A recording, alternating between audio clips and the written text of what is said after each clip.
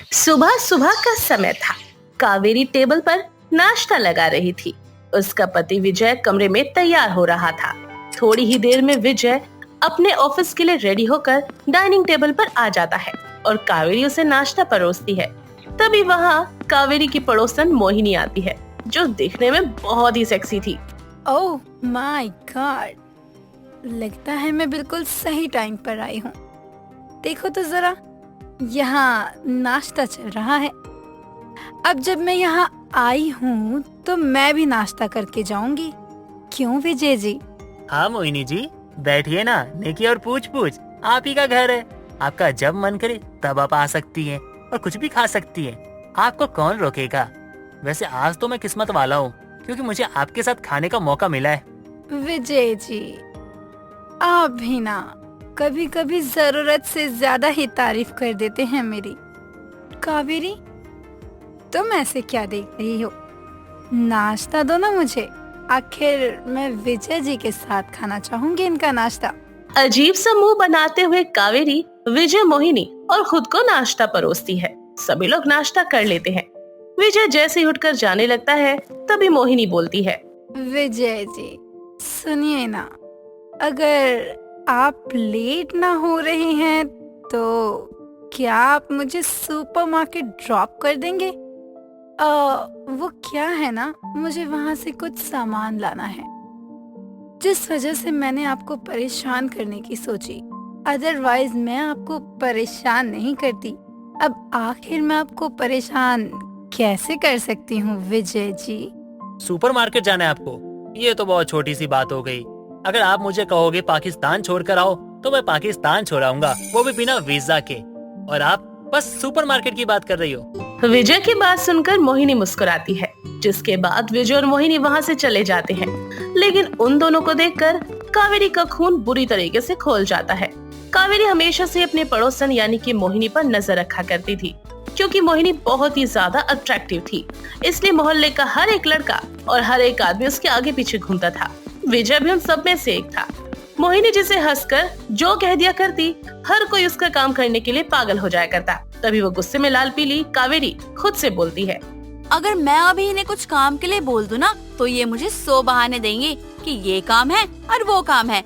इस डायन ने एक मुस्कान क्या दे दी, ये तो इसके पीछे पागल ही हो गए हैं। बस इसके पीछे पागलों की तरह घूमे जा रहे हैं। पड़ोसन है ना, इसलिए मैं कुछ कह नहीं पा रही हूँ। लेकिन जिस दिन पानी मेरे सर से ऊपर गया ना, तो इस मोहिनी के ना बाल पकड़ के घसीट के ना इस मोहल्ले से बाहर फेंक दूंगी, ताकि ये दोबारा किसी के पति को स्माइल दे ही ना पाए। गरम जली नास पिटी।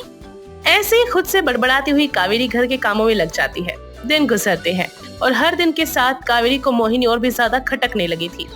ऐसे एक दिन कावेरी और विजय कहीं बाहर जा रहे थे। विजय ने एक बहुत ही सुंदर लाल रंग की शर्ट पहनी हुई थी। तभी रास्ते में उनकी मुलाकात मोहिनी से हो जाती है और मोहिनी विजय को देखकर बोलती है, oh my God Vijay ji, इस लाल कलर की शर्ट में तो आप एकदम कातिल लग रहे हैं। बहुत ही जच रहा है ये रंग, बिल्कुल कश्मीरी लाल मिर्च की तरह लग रहे हैं आप। दिल तो कर रहा है आपको कच्चा चबा जाऊं, लेकिन आप शादीशुदा हैं, खा नहीं सकती। अगर आप शादीशुदा ना होते तो मैं आपको एकदम हरी मिर्च और लाल मिर्च की तरह कच्चा चबा कर खाती। मोहिनी जी, मेरे पति की तारीफ के लिए शुक्रिया। और अगर आपको लाल मिर्च खाने हैं ना, तो जाके बाजार से खरीद लीजिए। वहाँ पे बोरी की बोरी मिलती है, सारी की सारी अपने मुंह में डाल लेना। मेरे पति के ऊपर दोबारा डोरे मत डालना। अरे मेरा मतलब है, मेरे पति को खाने की आप सोचना भी मत। कावेरी की बात सुनकर मोहिनी का गंदा सा मुंह बन जाता है और वो वहाँ से चली जाती है। पर विजय तो मोहिनी की इस बात से बहुत ही खुश हो जाता है। शाम को दोनों पति पत्नी घर चले आते हैं और अगले दिन ऑफिस से घर आते हुए विजय के हाथों में बहुत सारे शॉपिंग बैग्स पड़े हुए थे। ये सब देखकर कावेरी बोलती है, ये सब क्या है? आप इतनी सारी शॉपिंग करके आए हैं, क्या बात है? हम लोग कहीं जा रहे हैं क्या? नहीं नहीं, हम कहाँ जा रहे हैं, हम कहीं नहीं जा रहे। ये सब तो मैं अपने लिए लाया हूँ। अरे ऐसा भी क्या खरीद लिया आपने? जरा मैं भी तो देखूं। एक आधे कम से कम मेरे लिए भी तो ले आते ना। हाँ देख लो, तब तक मैं फ्रेश होकर आता हूँ। विजय फ्रेश होने के लिए चला जाता है और कावेरी सारे शॉपिंग बैग्स को खोलकर देखती है। हर एक शॉपिंग बैग में रेड कलर की शर्ट थी। ये देखकर कावेरी हैरान हो जाती है और वहीं पर विजय आता है। ये सब क्या है? आप इतनी सारी लाल रंग की शर्ट क्यों लेकर आए हैं? अरे यार तुम भी ना, अरे मोहिनी जी ने कहा था मुझसे कि विजय जी लाल शर्ट में ना आप बहुत क्यूट लगते हो और बहुत अच्छे भी लगते हो, तो मैं ना बहुत सारा ले आया ताकि मैं ज्यादा क्यूट और ज्यादा अच्छा लगूं। दिमाग खराब हो गया है क्या आपका? मैं आपकी पत्नी हूँ। मेरे कहने पे आज तक आपने एक छेद वाली बनियान तक नहीं बदली है, और उस मोहिनी के कहने पे आप लाल कलर की शर्ट लेकर आ गए। और लाए तो लाए, पर इतने सारे क्यों लेकर आए? पागल तो नहीं हो गए हैं आप उसके पीछे? यार क्या करूं, मोहिनी जी जैसे ही मुझे कुछ कहती है मुझसे टाली नहीं जाती उनकी बात, मैं तुरंत कर बैठता हूँ। अच्छा ये सब छोड़ो, मुझे खाना लगा के दो। मोहिनी की बातों में खोया विजय चुपचाप टेबल पर जाकर बैठ जाता है और ये सब देखकर कावेरी का खून तो खौलने लगता है। कावेरी गुस्से में विजय को खाना परोसती है और विजय खाना खाकर आराम करने के लिए चला जाता है। दिन गुजरते चले जाते हैं। विजय कावेरी के सौतन के प्यार में पागल हुआ चला जा रहा था और ऐसे ही एक दिन कावेरी गुस्से में खुद से बोलती है, बस अब बहुत हो गया।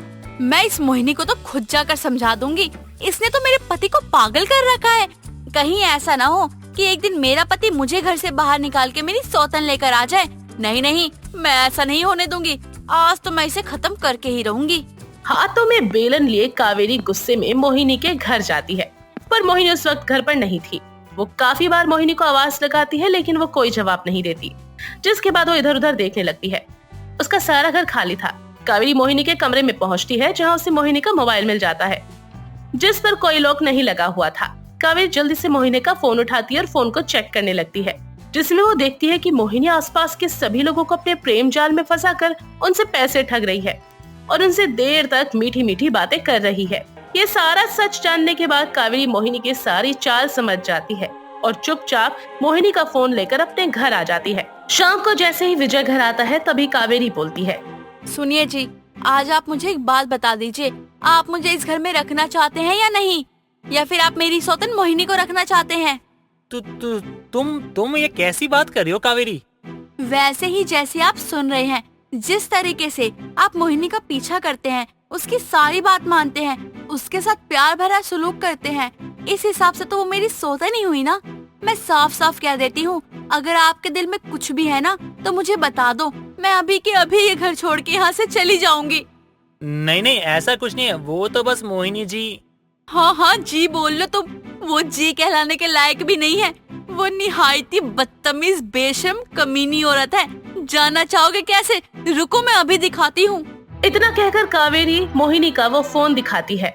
इसके बाद विजय के सामने मोहिनी की सारी सच्चाई आ जाती है और थोड़ी ही देर में विजय के सर चढ़ा मोहिनी के प्यार का भूत उतरकर छूमंतर हो जाता है। तभी अपना फोन तलाशती हुई मोहिनी विजय के घर आती है और बोलती है, कावेरी, मेरा फोन नहीं मिल रहा है।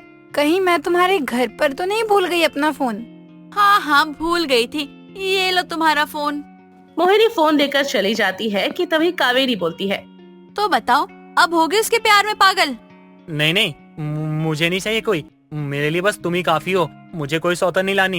विजय की बात सुनकर कावेरी खुश हो जाती है और दोनों पति पत्नी एक दूसरे को गले लगाते हैं और अपनी जिंदगी में खुशी खुशी रहने लगते हैं।